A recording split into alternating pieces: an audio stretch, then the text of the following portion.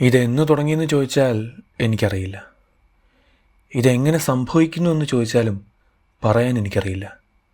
പക്ഷേ കുറച്ച് നാളായി ഞാൻ രാത്രിയിൽ ഇങ്ങനെ പതിയെ ഉറങ്ങാൻ പോകുമ്പോൾ എൻ്റെ സ്വപ്നങ്ങളിൽ ഞാനൊരു പൂച്ചയാണ്. പൂക്കളുടെയും ചെടികളുടെയും ഇടയിൽ ഇങ്ങനെ ഓടിച്ചാടി നടക്കുന്ന ഒരു സുന്ദരൻ കറുത്ത പൂച്ച. ദേ, ഞാൻ ആരുടെ തോളിലല്ലിരിക്കുന്നത്.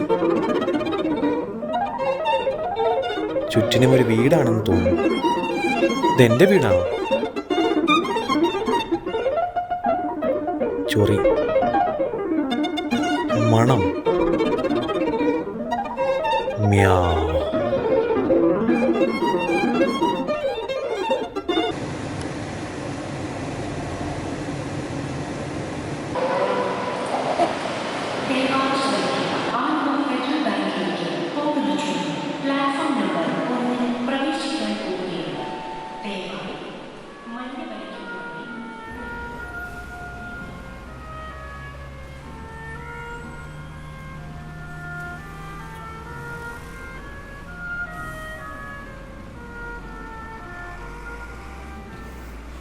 ഞാനങ്ങനെ പുറത്തൊന്നും പോകാറില്ല.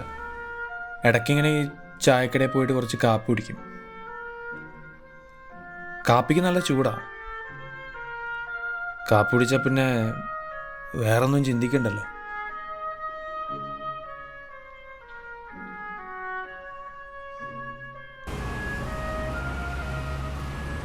പക്ഷേ ചിന്തിക്കാതിരുന്നിട്ട് കാര്യമൊന്നുമില്ല.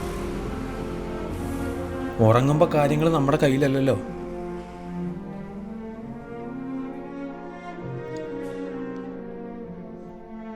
എന്ത് ചെയ്താലും അവൻ തിരിച്ചു വരും. ആ പൂച്ച. എൻ്റെ ജോലി വർക്ക് ഫ്രം ഹോമാണ്. ഈ ലാപ്ടോപ്പിലൂടെയാണ് ഞാൻ എല്ലാം ചെയ്യുന്നത്. അല്ല സാർ, സാറല്ല സംഭവം. സാർ, ഞാൻ പറയുന്നൊന്ന് കേൾക്കണം. അതിനതിൻ്റെതായ പ്രശ്നങ്ങളുമുണ്ട്. പക്ഷെ എനിക്കിപ്പോഴും മനസ്സിലാകാത്തത് ഒരു മനുഷ്യനെങ്ങനെ എല്ലാ ദിവസവും ഒരേ സ്വപ്നം കാണുന്നു എന്നാണ്. അതും ഒരു പൂച്ചയായിട്ട്.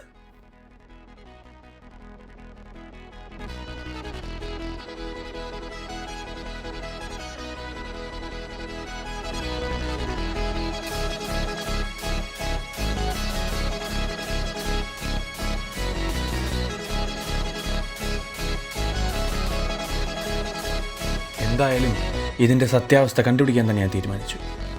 സാധ്യതകൾ അധികമൊന്നുമില്ല. ഒന്നെങ്കിൽ ആ പൂച്ച എൻ്റെ മനസ്സിലെ ഒരു സങ്കല്പം മാത്രം, അല്ലെങ്കിൽ ആ പൂച്ചയുണ്ട്, അതെവിടെയോ ജീവിക്കുന്നുണ്ട്. ഞാനും അവനും തമ്മിൽ വല്ല മെൻ്റൽ കണക്ഷനും ഉണ്ടായിട്ടുണ്ടാവാം. ഇനിയും സാധ്യതകളുണ്ട്.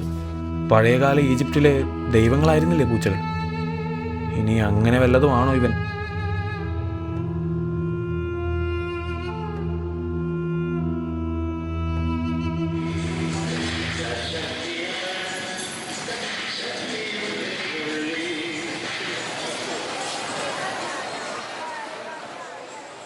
ഈയിടെയായിട്ട് ഞാൻ കൂടുതൽ പുറത്തൊക്കെ ഇറങ്ങാറുണ്ടെന്ന് തോന്നുന്നു.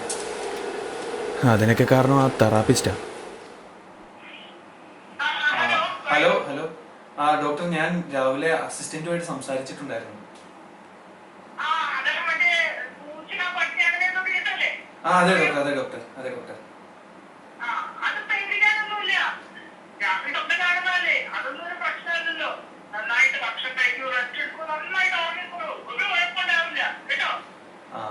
Okay doctor.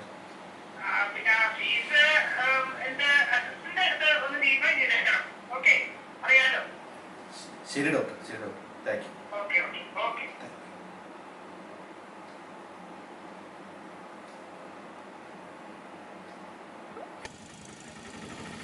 ആ തെറാപ്പിസ്റ്റ് പറഞ്ഞ പോലെ ഈ ഒരു അവസ്ഥയിൽ നിന്ന് പുറത്തു കിടക്കാനും പിന്നെ എൻ്റെ മനസ്സൊക്കെ ഒന്ന് വികസിപ്പിക്കാനും കൂടുതൽ സിറ്റിയൊക്കെ കാണാൻ തീരുമാനിച്ചു. അതിൻ്റെ ഭാഗമായിട്ടൊരു ആർട്ട് എക്സിബിഷനൊക്കെ പോയി.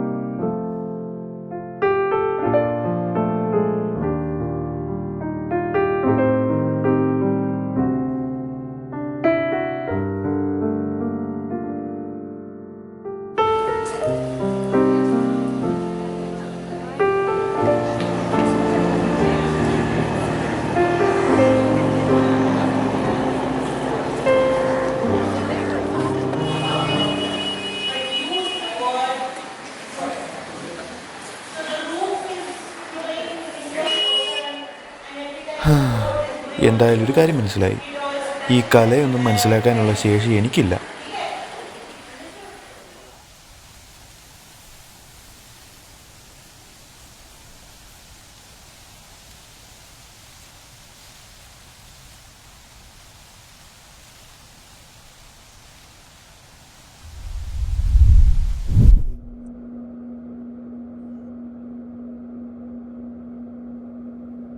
ജോലിയുടെ തിരക്കിൻ്റെ ഇടയിൽ വേറെ ജോലികൾക്കും അപ്ലൈ ചെയ്യാൻ തുടങ്ങി. അതൊക്കെ എന്താവോ എന്തോ. സിറ്റിക്ക് പുറത്തു പോകാനുള്ള ആ ഒരു കൊതി അതിപ്പോഴും വരാറുണ്ട്.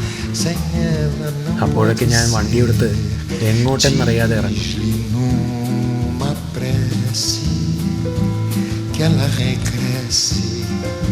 Porque eu não posso mais sofrer.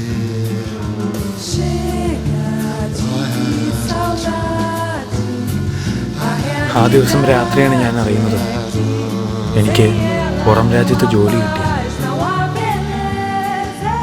എനിക്ക് പോവാൻ സമയമായിരിക്കും. ഒരുപക്ഷെ ആ പൂച്ചയോടും വിട പറയാനുള്ള സമയമായിരിക്കാം ഇത്.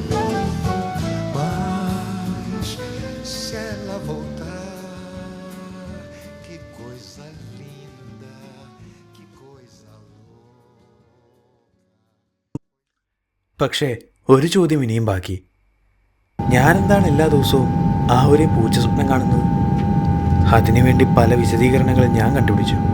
പക്ഷേ അതിലൊന്നും പെടാത്ത മറ്റൊരു സാധ്യതയാണ് എന്നെ അലട്ടുന്നത്. അതായത്, താനൊരു പൂച്ചയാണെന്ന് സ്വപ്നം കാണുന്ന ഒരു മനുഷ്യനാണോ ഞാൻ? അതോ താനൊരു മനുഷ്യനാണെന്ന് സ്വപ്നം കാണുന്ന പൂച്ചയോ?